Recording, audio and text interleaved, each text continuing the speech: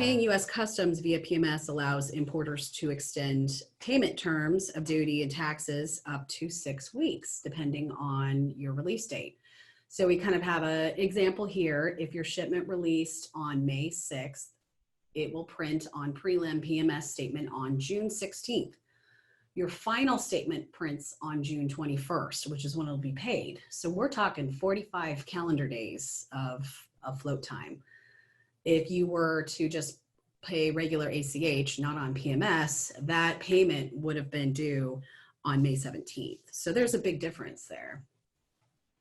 I have another question that came in. I think this is related to the debit or credit options. They were wondering, is it a requirement to have the amount pulled out directly from our bank account, because they would like to work on their own AP schedule and Schedule D? No, Customs has a set time when the periodic monthly payments are due. Yes, we have to follow Customs schedule. Thank you. Mm-hmm.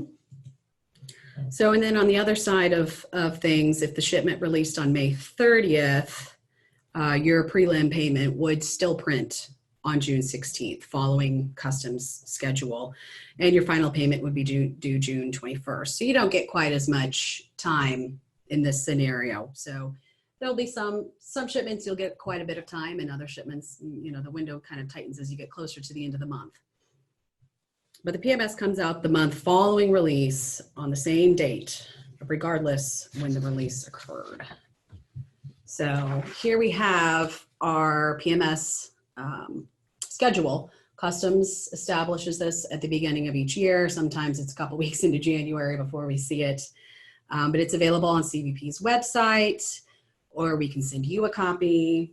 Right, but the bottom line is that the preliminary statements will always print out the 11th workday of every month. So even if Customs hasn't provided this exact date schedule, you can always count on that it will always be printed on the 11th workday, and then the finals come out on the 15th workday of every month.